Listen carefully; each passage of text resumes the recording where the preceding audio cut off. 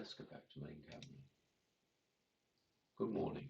Well, I don't know why I'm holding that up. It's empty. Anyway, um, I've just been chuntering away to myself about the situation that I'm in at the moment, and the reason why I've decided just to start rambling randomly into the camera, um, and attempting to have some fun with it as well. So, yeah, this last summer, um, what had been set up as a clear 3-year plan suddenly wasn't a clear 3-year plan. And it has been a bit of a rug being pulled out under one's feet type of experience. And I've been spending a lot of time kind of evaluating the work that I've been doing over the last, um, since about 2017, and deciding that I want a change of tack, something that will use the skills and experience and the a lot of the broader sort of concepts of what I've been doing and continue that, but with a slightly different flavour and with a slightly different group of people, although some overlaps. Um, and part of that process is actually, for me, is kind of like working out what on earth it is I want to do next, um, and simultaneously, I've been stressing about the fact that in order to get in order to get myself in a position where I've got something regular, where I know what I'm doing and what my intentions are, um, it's going to be a lot of exploration. It's got to be a lot of conversations, and it's going to be in an area that I find as fascinating as possible. Um, anyway, I'll go into kind of the ideas of what I'm intending to do at some point. Um, but bottom line is, while this whole thing is going on, I know that I need to be getting out there and getting myself out there in some form or another. And you wouldn't believe the amount of time I've spent over the years just sort of putting or attempting to put decent websites together. It's just been insane. And I've started through that process. I just need to put content on it. But to be honest, I just feel like I'm spinning my wheels. Never quite get to uh, never quite get to fully doing it, and never quite get to the point where I'm fully happy with it. So I'm kind of I'm acknowledging that now, and I'm trying a different angle. And so what I'm going to do is, because I've been reserved about getting content prepared and put together, because I can't get it perfect, and um, and I can't get results that I'm happy with, I finally found this format that works really well. Is simple to set up, simple to I can make um, simple and really interesting. Really interesting.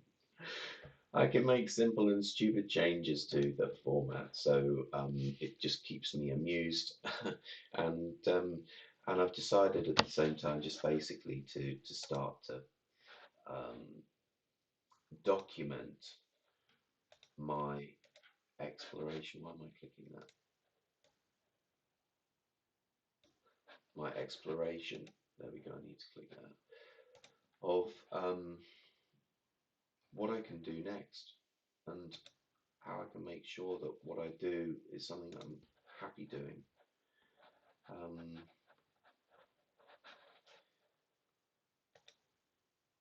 yeah, so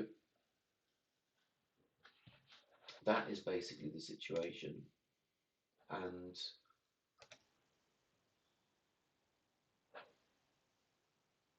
And as I've said, on a number of occasions in my like really early my first test run,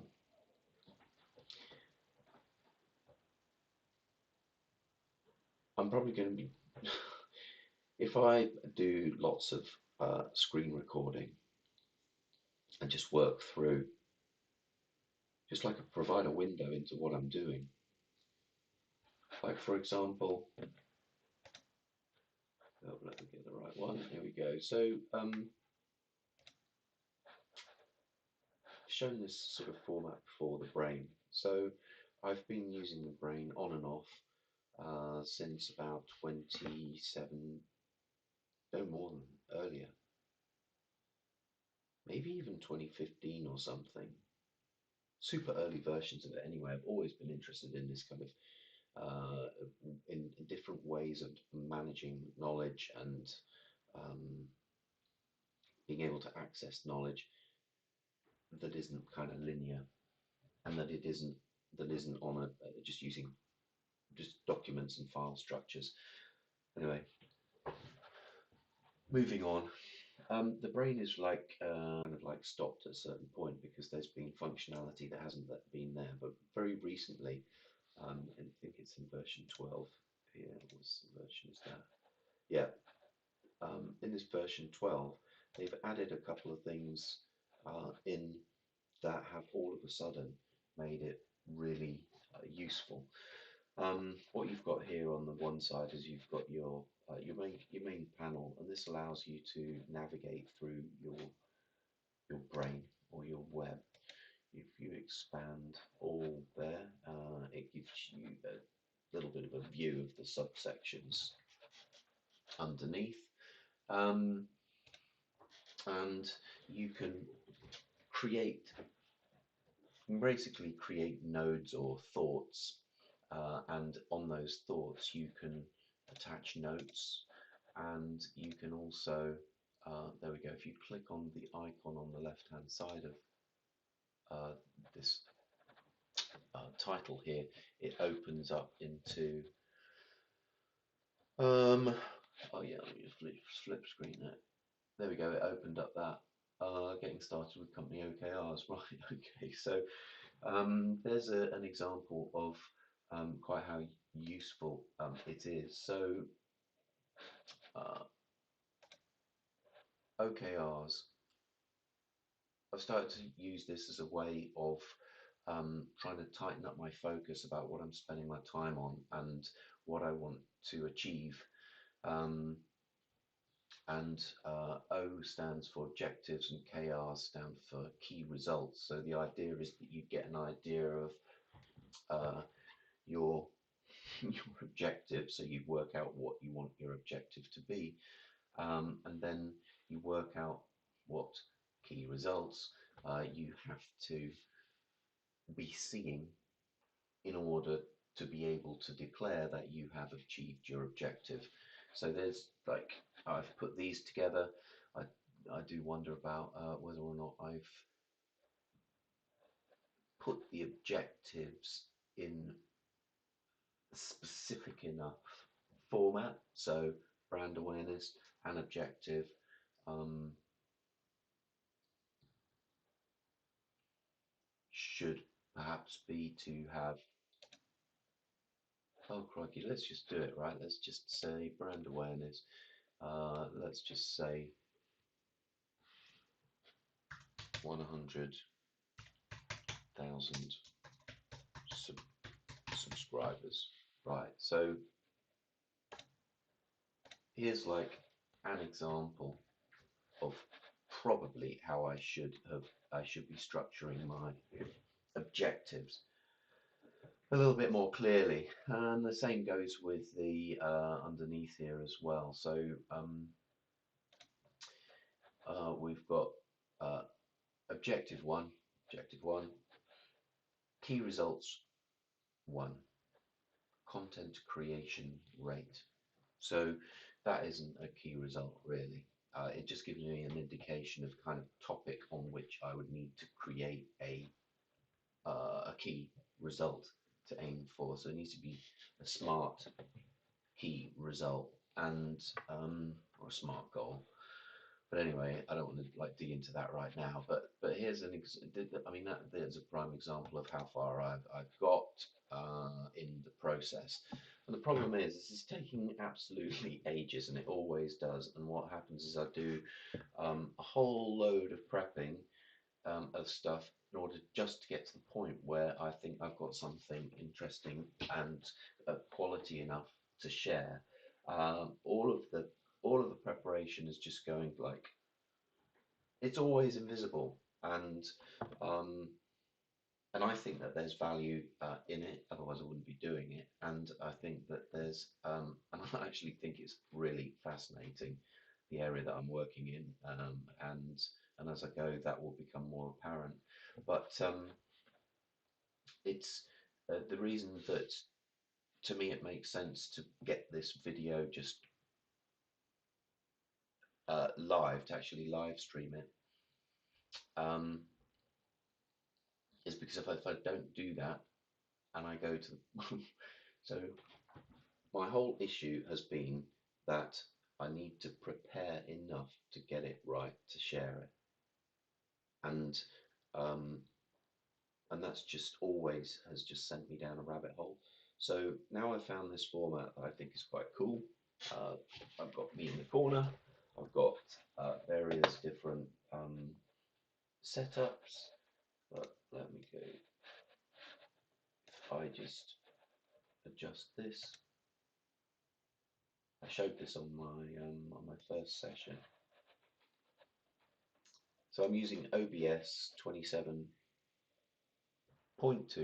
for Mac, and it allows you to set up scenes, and it's used mainly for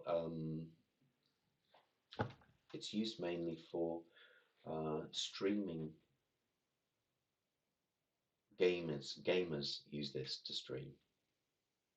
Yeah, now I don't know whether or not predominantly it's used by gamers and not very many other people, but anyway, it's used for direct live streaming, and what it allows you to do is to prepare in advance a series of scenes that you intend to work people through live, so you can flip from camera to camera. So there is my main camera. Uh, Here is the left screen share, and I can click this and go to the right screen share. So there's other kind of like funky things that I can do just to have a bit of fun. You've seen me play around with these before. Um, so doing this whole thing is kind of like a bit of it's a way in which I can help maintain my sanity and feel like I'm not quite so alone in getting uh, getting through the process of working out what it is I need to do next, who it is I need to speak with, and um, yeah, just really just unwrapping the next chapter with some company. So get this back over here. Um, yeah, you can see top right 6:14 a.m.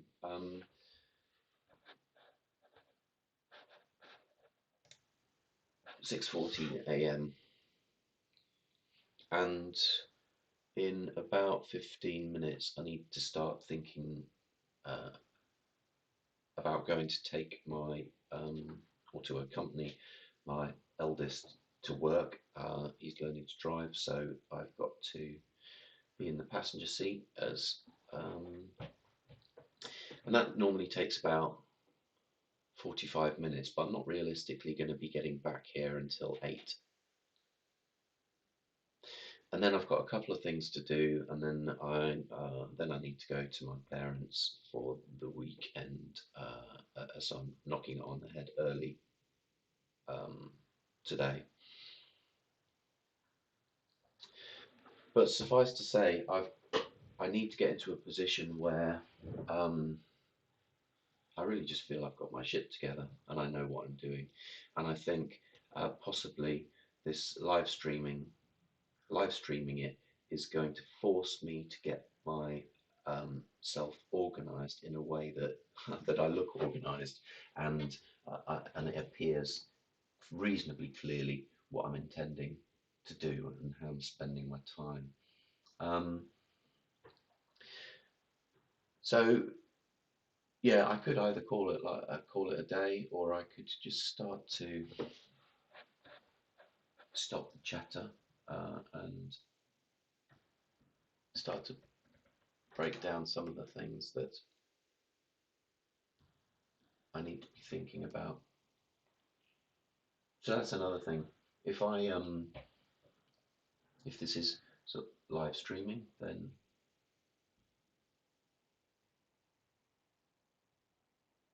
there's going to be probably quite a few long chunks of silence, me reading and just poking around and not really, uh, yeah, anyone who comes in and just halfway through and just sees me staring blankly at a screen for 5 minutes while my brain computes, then then hey, that's what it is. But the great thing is that I can then turn that off. I can then edit it up and get it into something that is a bit more snappy.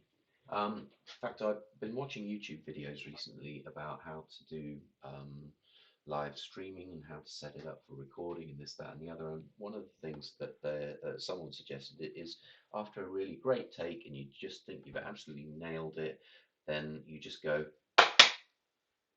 and a quick clap like that. When you put it into the video editing software, you can look along the audio line and see your clap points. So it speeds up your editing really, really quick. So I'll give that a go. Um, oh, right, okay.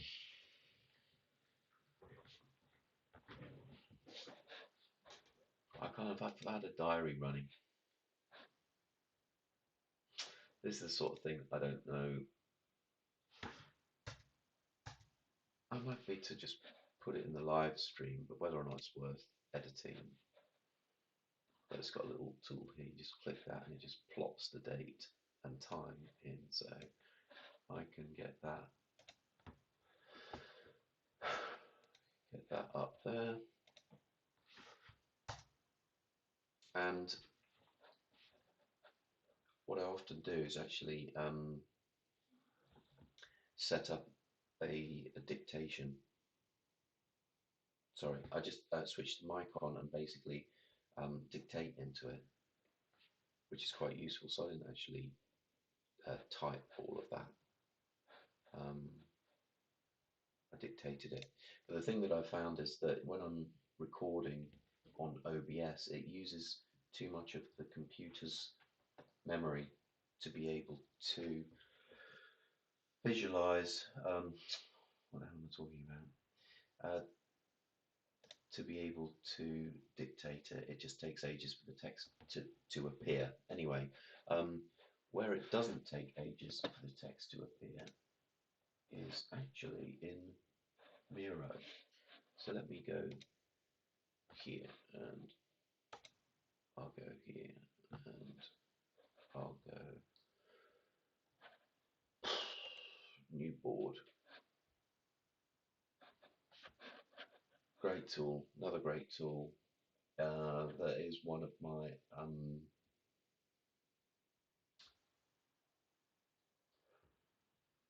obsessions. Certainly, um, getting new software that kind of does stuff that I want it to do has been an obsession. An obsession, even clarity. actually creating it, not doing the coding, but just coming up with ideas and getting them built. So yeah, software's always been a fascination. Um, it has only been in the last couple of years that software now has got to the point where it actually works for me personally without being frustrating. Um, Miro is one of those things. The brain, now at least, it's one of those things. So yeah, I'll use Miro here to show you something I found the other day is quite interesting. So if I increase the font size here so that it's easy to see what's going on. Um, the dictation won't work in the brain because there's not enough memory to power both this and the recording on OBS. But unless it doesn't work for some reason this time, it seems to work all right in Miro. So if I go set up my record, comma, perfect, exclamation mark, new paragraph. Yeah, it puts the new paragraphs in after you exit the box, I think. Full stop. Anyway, comma. Um, so if I just talk to you normally, then I think it's going to pick up pretty much everything that I say. So it's a really good and useful tool to just produce large volumes of content in a written manner. Um, Full stop. So if you hear me saying that occasionally, it's because I'm recording in the background. Full stop. There are glitches sometimes, as you can see, comma, but basically it means that I can churn out my stream of consciousness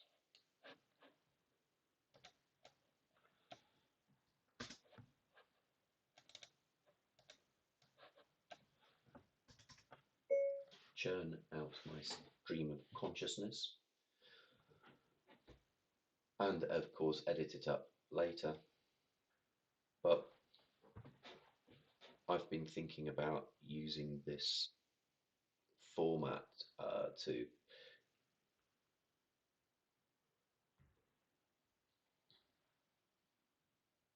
make it easier for me to write into a written blog.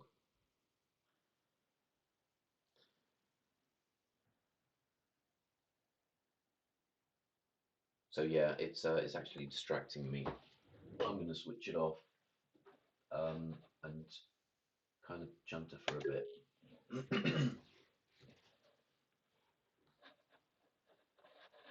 Just get that off and get that off. Yeah, so I need to leave at 6. I'll switch off at 6:30. But there are a number of things that I need to do or want to do.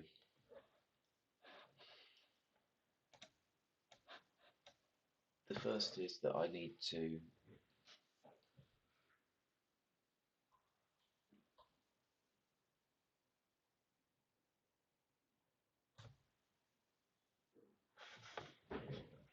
yeah, these are the thinking bits.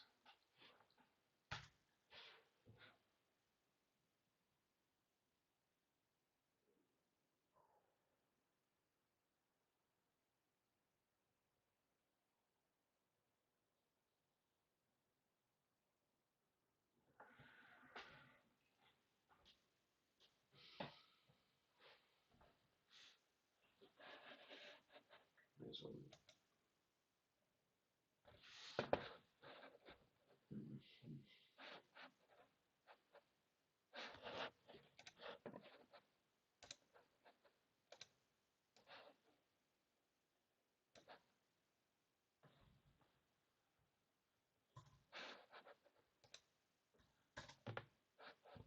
There we are, look. So I can put that into my diary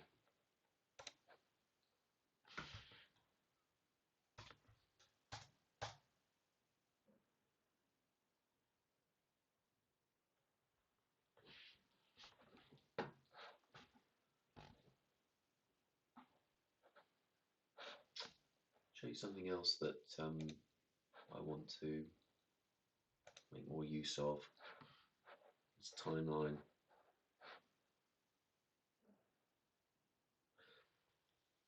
It links with Google Calendar, so I use Google Calendar, and it allows you to set various different actions in here, or events, so it calls them events. So you right click here, add new event, 8 o'clock today, label. Here's an example, so I'll put last email check before departing for M&D.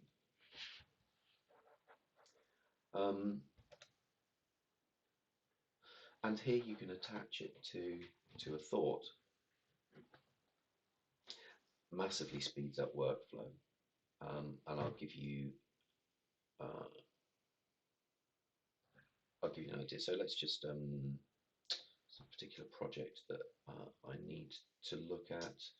In fact, if I go on onboarding, so I have a thought called onboarding. It's relating to current project that I'm working on. There's some last bits of onboarding before I can get the whole thing into my billing system and get the templates set up to be able to send them invoices and all of those. Basically, it's that I need to spend some time on looking at the latest email comms and working out how to get my invoicing templates set up so I can bill them smoothly. So if I click that and link it to onboarding and then press return here, then basically it's come up with this, and it means if I click this, there we go, awesome. So, and here I can click back to that, making this incredibly versatile, and also means that if I plan in advance the different, how I want to chunk my day up, and how I want to chunk my day up in relation to, oops, I keep on doing that, in relation to my OKRs. So the plan is to see if I can become much more efficient about the way that I'm spending my time. Now I'm not. So I've got this project coming online. It's going to require some thinking, but in reality, the most of the work has been done in the past. This is the creation of a really simple web application that will allow university researchers to assess the research that they're looking to commercialize. So it really is anything from new therapeutics to the development of control systems for robotics designed for nuclear power plant decommissioning. It really is that insane. So the web application helps those researchers and scientists assess their work as part of an accelerator program that they're going through, assess the impact that they are likely to deliver into the world as a result of their work. So that impact, here we go, that impact relates to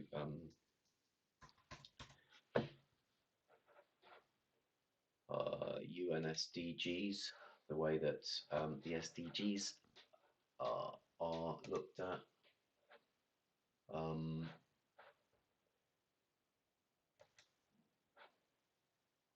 United Nations Sustainable Development Goals. No poverty, zero hunger, good health and well-being, quality education, gender equality, etc., etc.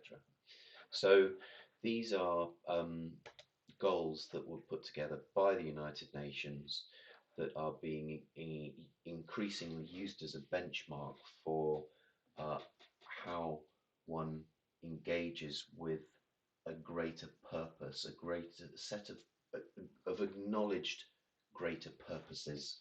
Um, and then it gets incredibly complicated because the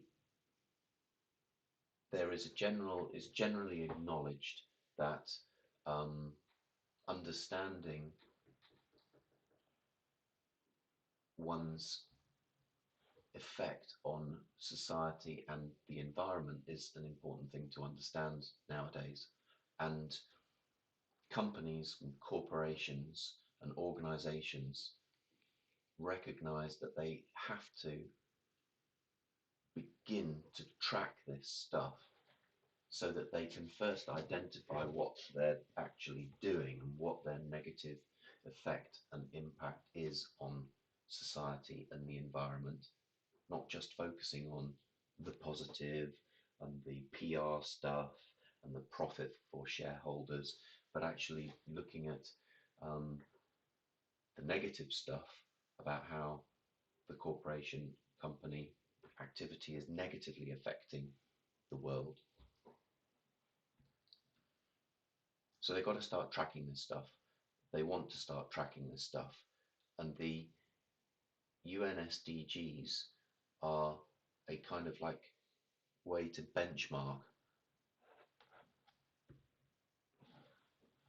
benchmark activity. But I don't know if you've been reading in the background here. Goal 1, poverty, end poverty in all its forms everywhere. It's good to have an aspirational goal, but seriously. Anyway, I'm not going to disparage it too much. But you can see here that there are a whole load of sub goals that are down here that are extremely specific, and these are sort of governmental things, and these are this is sort of much more directly related to um, uh, government-funded intervention on the ground. A lot of it in third world, developing countries. Um, as I kind of scroll down here, here we go. Goal 2, hunger, end hunger.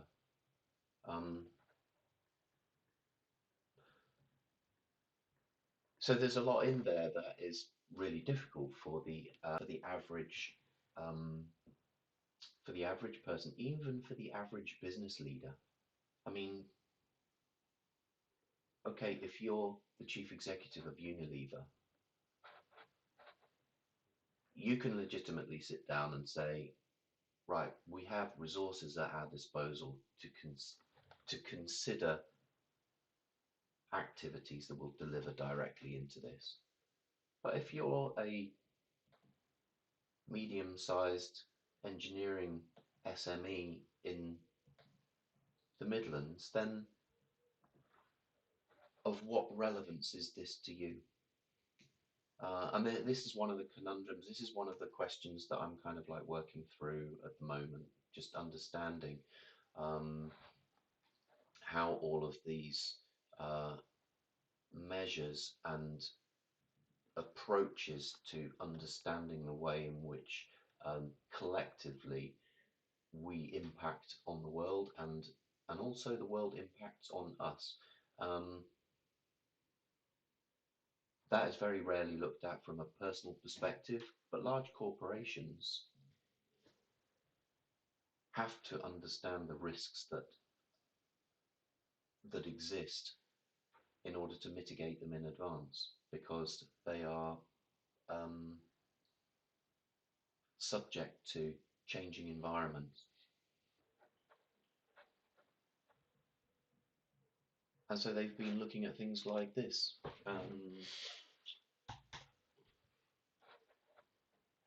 Integrated reporting.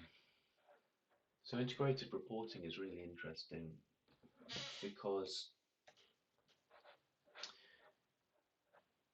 they're basically looking at the inputs to a business, to an activity, and the processes that happen within that business, and then the outputs of that activity, value creation, preservation, or erosion over time. So by looking at these things in more detail and understanding how the organization kind of links or basically is working on those areas, all of the detail behind it, everything that they can possibly measure, which at the moment is a huge challenge for these companies because it's just an absolutely enormous audit challenge, massive audit problem. And so it comes under the concept of governance. And here's something else. So governance, ESG. So ESG, have I got anything to show the ESG landscape? Let's have a look at this. ABCs of ESG. First things first, what is ESG? ESG stands for Environment, Social and Governance. The purpose of implementing ESG strategies is to reduce an organization's ecological and social footprint. So thanks, Arushi. And then this goes into why companies care about it.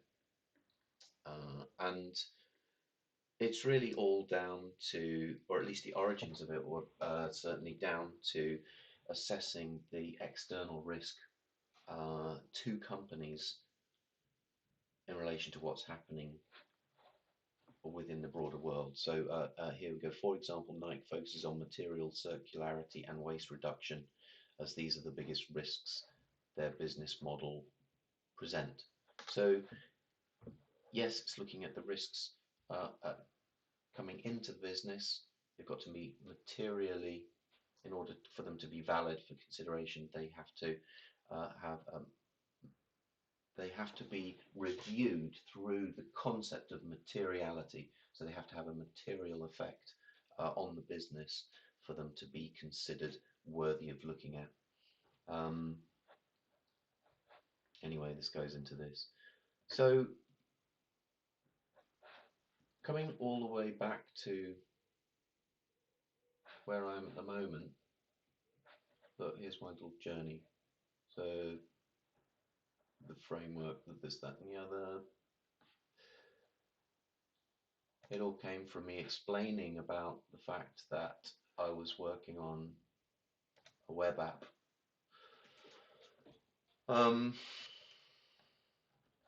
Working on a web app so that scientists and researchers could categorize their activities according to recognized measures. So I've mentioned the and I explained some of the reasons for that. And so the other thing that I haven't shown, which is actually quite a core part of the process, is the capitals model, and I'm probably going to get shouted in a minute to go off for a car trip, but basically the capitals is a key part of this. Can I come capitals, six capitals framework, what does that say? Yeah, so the capitals is also,